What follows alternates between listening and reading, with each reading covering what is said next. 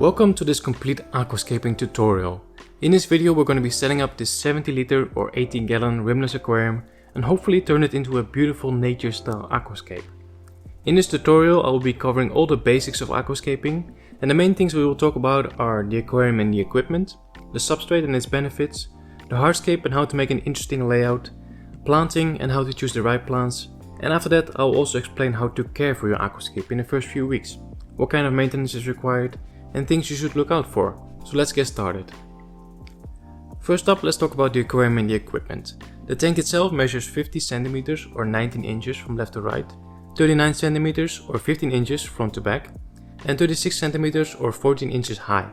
This is quite an unusual size. You'll find that most aquariums in this size range are often only 30 centimeters front to back, so the extra 10 centimeters is great, especially if you want to create some depth in your aquascape.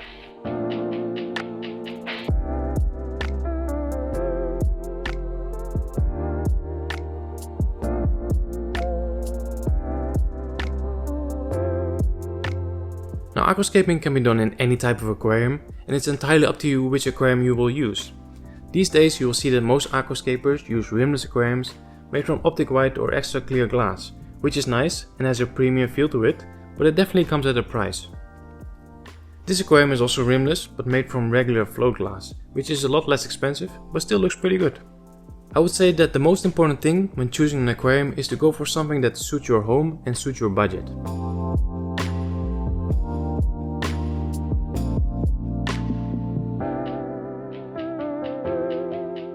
The aquascape that we're going to make today will be a so-called high-tech aquascape or high-energy aquascape. This just means that we're going to use a powerful light, CO2 injection and good filtration as well.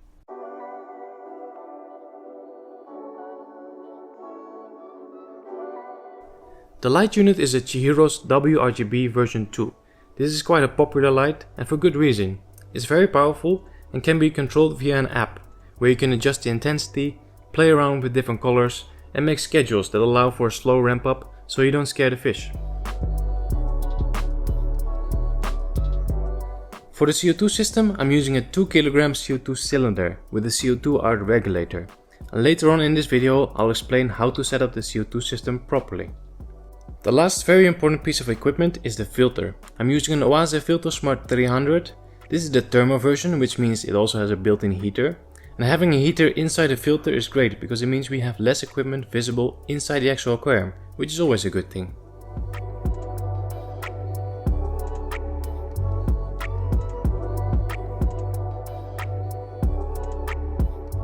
Now we're almost ready to begin scaping. I just want to add one more thing to this aquarium before we start.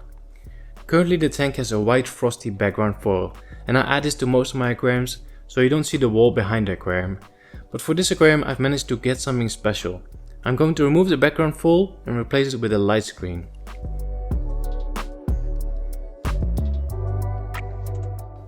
A light screen is basically a thin panel with some LED lights inside. This allows you to illuminate the background of your aquarium, which looks pretty cool and is definitely going to make our aquascape stand out more. The light screen that I'm using is the competition edition from Flux Aqua, which is a screen with only white LEDs. So now we have a beautiful empty canvas that's ready to be scaped. The first step is to begin with our substrate layer. If you have watched some of my other videos, you know that I like to use Aquasol in my tanks, and this one is no different. Aquasol is just very easy to work with. You can simply open a bag, pour it straight into the tank and get scaping. I'm going to start by adding just a very small amount of Aquasol, just enough to cover the entire bottom of the aquarium. Next up I'm going to add some root tabs. These will provide some long-term nutrients to the plants. Now I'm saying root tabs, but these are actually root capsules, and you can leave these capsules whole. They will dissolve after they come in contact with water, but I like to open them up and sprinkle them all over the base layer.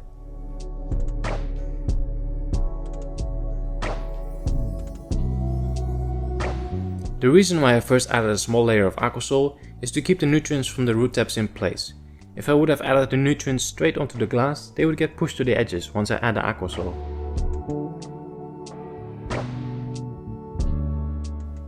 Now we can start adding in more Aquasol. I'm using the Neo Sol from Aquarium. I've used quite a lot of different brands in the past couple of years, but this one is definitely my favorite.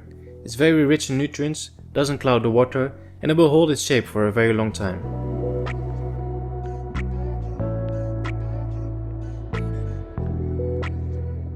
I'm using a paintbrush to spread out the substrate. In front I only want a thin layer of about 3 to 4 centimeters. Here we will only have carpeting plants that have very small roots, so we don't need much. In the back we will have a lot more plants with much bigger roots, so I'm going for about 8 to 10 centimeters.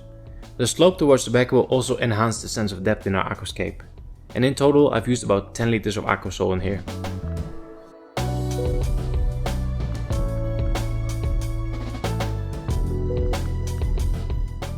Alright, we are now ready to begin with our hardscape. Now I rarely ever go into this process blind. For me it always starts with an idea or some inspiration. And this time I really wanted to try and create something that looks similar to the aquariums that you see in the ADA gallery in Japan. So I'm going to try and incorporate some of the techniques that they use over there. I've managed to get my hands on some beautiful ADA Yamaya stones and some really nice pieces of spiderwood as well.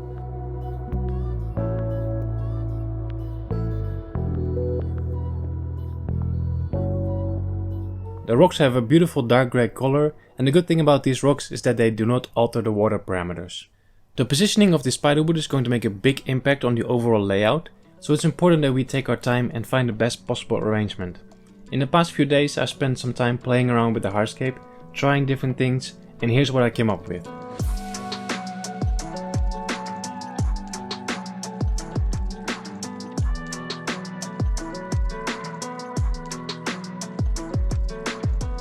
Now normally I would continue by adding in the stones and then go straight to planting, but this time we're doing things a little bit different. As I mentioned earlier, I kind of wanted to create something that looks similar to the aquascapes in the ADA gallery, and one thing they always do over there is they tie a bunch of Java moss to the hardscape. So that's exactly what we're going to do today. To be very honest with you, I've only ever done this once, and it wasn't even for my own aquascape. It's not a very difficult thing to do, but it definitely requires a level of patience. If you're a beginner, you could make this a lot easier for yourself by just sticking the moss to the hardscape with some super glue. The end result will be a little bit different, but it will still look very good. I'm only wrapping parts of the hardscape with moss, just the thicker branches, and only on places that will receive the most amount of light. I think this way it will look the most natural.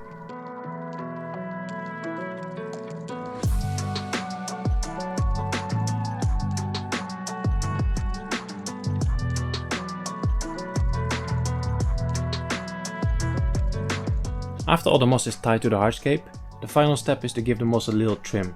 So I'm just cutting off all these pieces of moss that are just sticking out.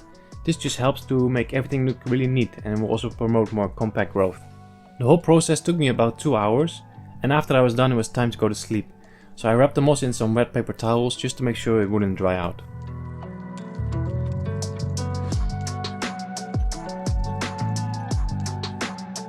It's now the next day and it's time to finish the hardscape. I'm starting by placing the spiderwood back in the tank in the same position that we had it before. This can be a little bit difficult, so it's good to take some pictures during the hardscape process, so you can remember how to put things.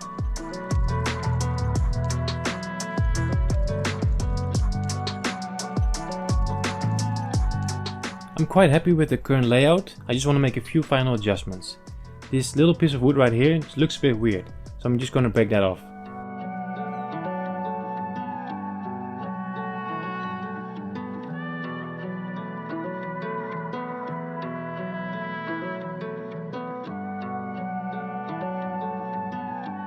Also, these small branches here in the middle are just going to be in the way when we add the stones, so let's remove those as well.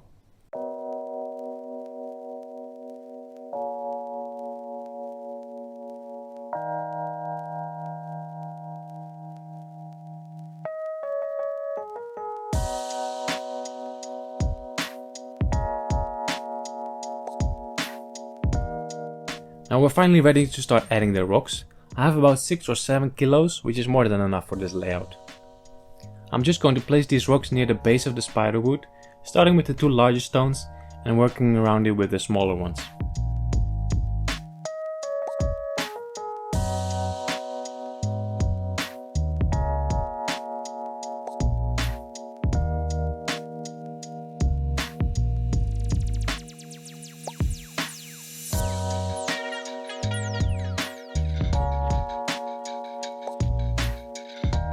I'm also making sure that some of these rocks are touching the spiderwood as well, and I will explain why in a second. But that is the hardscape complete. 3 pieces of wood and a few rocks. Pretty simple, but that's how I like it.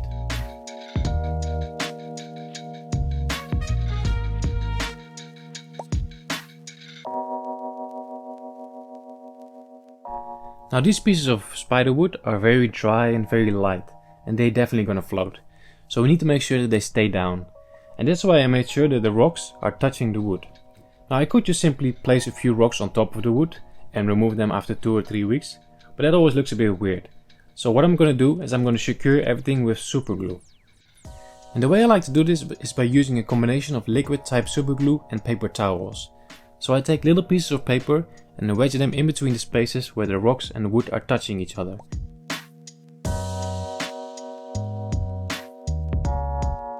Then just simply add a few drops of liquid super glue on top of the paper so it soaks it all up, and then within a few seconds the paper becomes rock solid and everything is stuck in place.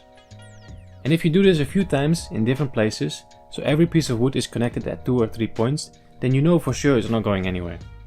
And this doesn't just help to prevent it from floating, it also makes maintenance a lot easier when you can't accidentally knock over a piece of wood.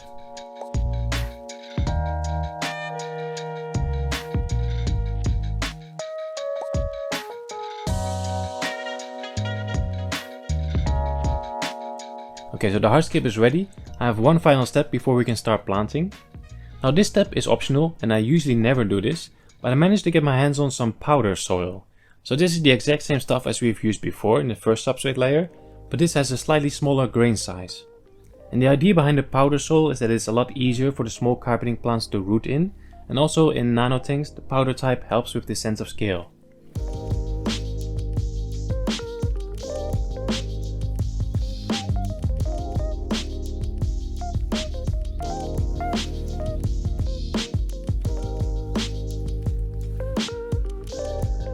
Okay, time for my favorite part, the planting process. The plants for this layout are sponsored by Dennerle Plants, and they send me a beautiful selection of really healthy plants.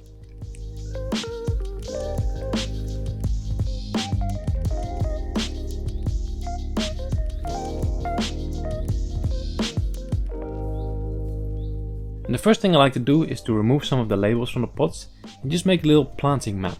I've already made a plan before I ordered these plants, but this just helps to give a bit more visual idea of where these plants are going to go and how it's going to look.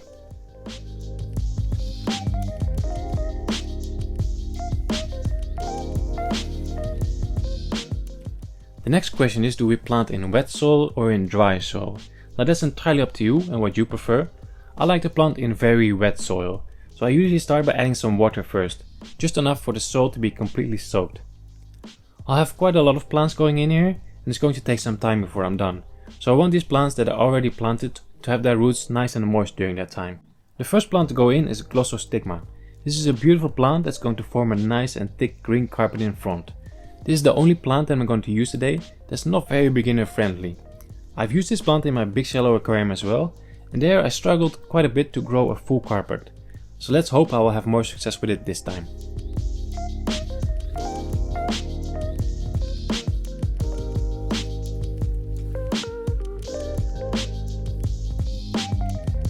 The second plant going in is Halantium tenellum red. This is one of my favorite plants to use in the foreground, because there aren't many red foreground plants. This plant is very easy to grow and will grow very fast once it gets established. Both the Glossostigma and the Halantium are grown in vitro, which basically just means under sterile conditions. So these plants are completely free from algae, snails and pesticides. The only thing you have to do is open a cup and clean off the nutrient gel. So I always like to have a bowl of lukewarm water next to me when I'm preparing these plants. Then we're moving more towards the midground. So in between the rocks and wood I want to have a mix of different types of cryptocoryns. These plants do very well in shaded areas, so they're perfect for the midground. And to prepare these plants you simply take them out of the pot, then remove the rock wool, which consists of 2 halves that you can pull apart. And then if there's any rock wool remaining you can remove that with your tweezers. There's quite a lot of individual plants in each pot, and you definitely want to split these into smaller portions, which can be a bit tricky, but with some gentle force you should be able to pull them apart. Now these plants came straight from the greenhouse where they are grown above water, and above water they grow somewhat bigger. Now I want these crypts to be really nice and compact, so what I'm going to do might look really harsh, but I'm going to trim off all the leaves and basically just plant the root system. This way we'll not have any issues with old immersed leaves melting away, and the new submerged leaves will grow a lot more compact.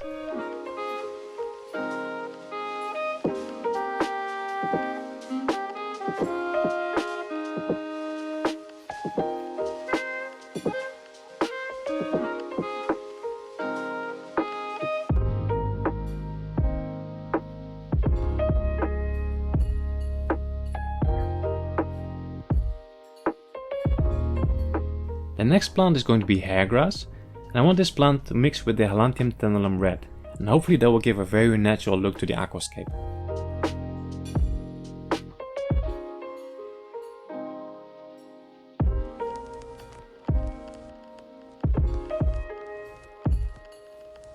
So that's our foreground and midground pretty much done. Then we're moving on to the spiderwood.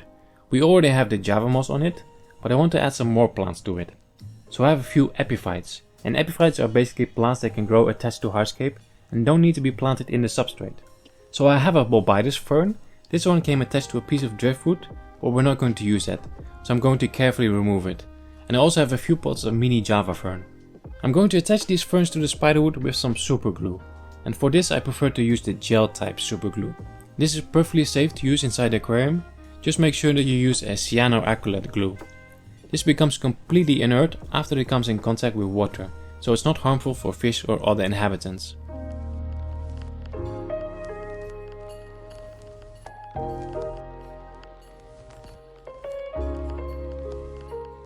Now we can move on to the background, and here I'm just going for a nice mix of stem plants with all different colors and textures. The first one going in is the Hemianthus glomeratus, or pearlweed. This one is going on either side, just behind the hairgrass and the crypt. And because it doesn't grow too tall, it's a nice transition to the background. Behind the pearlweed I'm going with Rotala orange juice. It doesn't look like much right now, but within a few weeks this plant will give us a beautiful dark orange color in the background. Next up we have Hygrophila polysperma sunset. I've never used the sunset variety before, but according to the pictures I've seen this should turn almost pink, so that should be interesting. Directly behind the wood and the ferns I want to have a large group of deep red plants, so I decided to go with Ludwigia arcuata. I have this plant as well in the aquascape next to it, and I absolutely love it.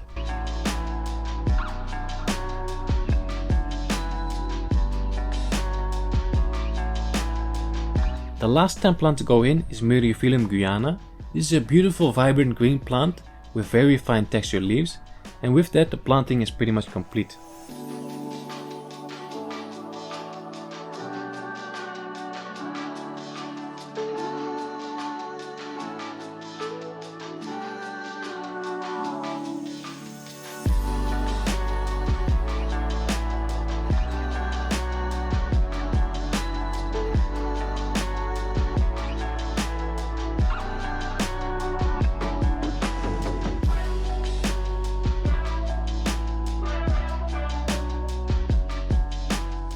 So now it's time to add water to our new aquascape. You always want to make sure you do this slowly and carefully. So I lay down some paper towels in a small plastic cup. So the water first goes into the cup and then slowly flows over the paper towel into the tank.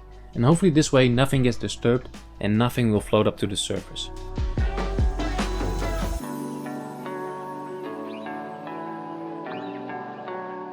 So that's the aquascape complete and I'm really happy with it. I can't wait to see how this is going to evolve in the next few weeks. Now for the last part of this beginner's guide, I want to focus on the first few weeks of a new aquascape, because this is in my opinion the hardest part. What kind of maintenance should be done, how to deal with algae, when to start fertilizing, and so many more questions. The first thing I want to do is set up the CO2 system. I have a complete beginner's guide on this as well, and I will leave a link to that on the screen and in the description of this video, but here's the quick version. First, attach the regulator to the CO2 cylinder. Make sure the valves of the regulator are all closed before you open the CO2 cylinder. Next, fill up the bubble counter and add the CO2 tubing.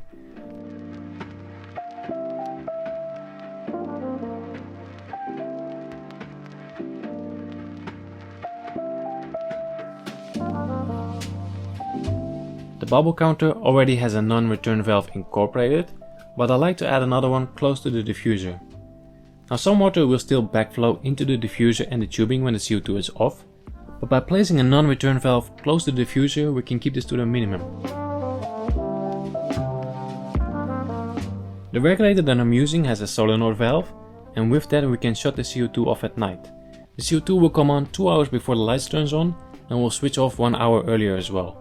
I'm now going to open the CO2 regulator and set the working pressure to 30 psi, that's around 2 bar. The last step is to open the needle valve, and I'm going to set it to 2 bubbles per second.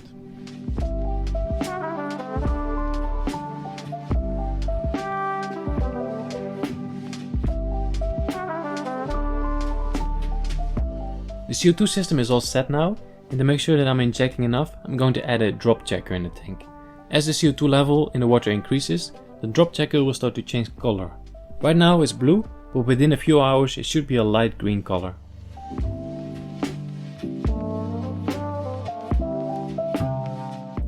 Now because I'm using aquasol in this aquarium, the first few weeks we have to do quite a lot of water changes.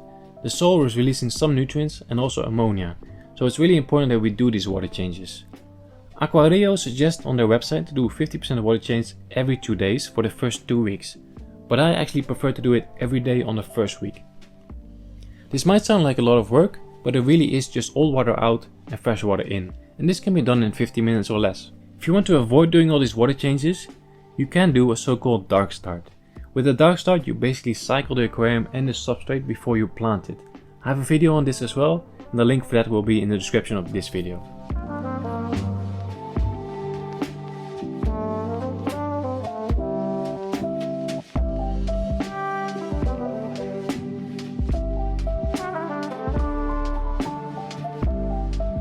Usually I don't add any liquid fertilizer during these first few weeks because the soil is already releasing quite a lot of nutrients.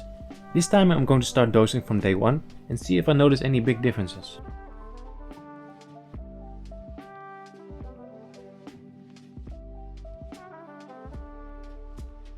The aquarium is now 1 week old and it's time for the first cleaning session. The spiderwood is covered with white slime, and although this is completely normal, it's best to clean it up a little bit.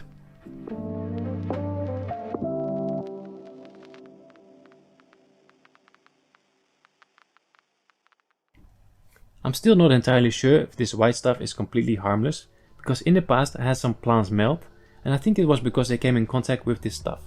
I do know for sure that it's not harmful for fish and shrimp. Actually in a few days I'll add some Odosincles and amano shrimp to this aquarium, and they love to eat this slime coat.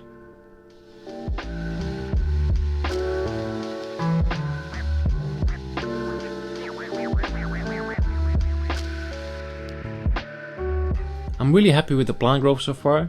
The carpeting plants are starting to spread out, the crypts are starting to grow new leaves, and I'm already starting to see some color in the stem plants. On day 10 I tested the water for ammonia and nitrite, and both were completely zero, so I went ahead and added a small group of Odosincles. Normally I would wait a little bit longer to add some fish, but the white slime coat was getting quite intense, so I really needed these guys to start cleaning that up. Also the filter on this aquarium was already fully cycled, so it's safe to add the fish this early on.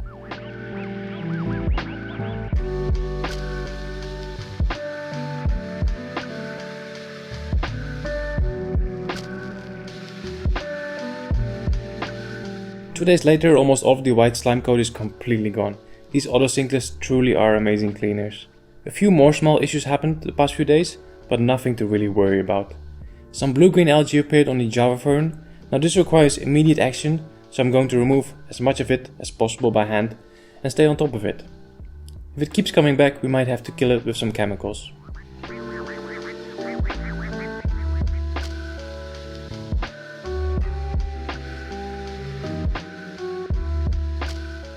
One other clump of Java fern seems to be melting a little bit as well, so I'm just going to remove the worst looking leaves. Unfortunately, I also had a lot of melt with the Ludwigia arcuata and the Myriophyllum guyana. Now I'm positive that this was because of the white slime coat, so in the future I will not plant these sensitive plants so close to the hardscape.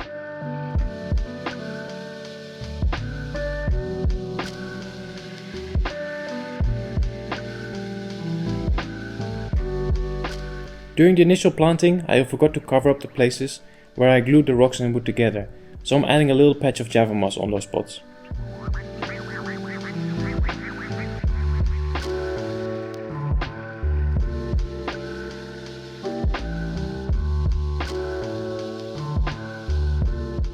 The Aquascape is now 2 weeks old and everything is going really well. I will continue doing frequent water changes until the aquarium is 4 weeks old, and it's probably going to take another 2 months before the aquarium is completely stable. And by then it should look somewhat like I imagined it. As with most things in this hobby, patience is key.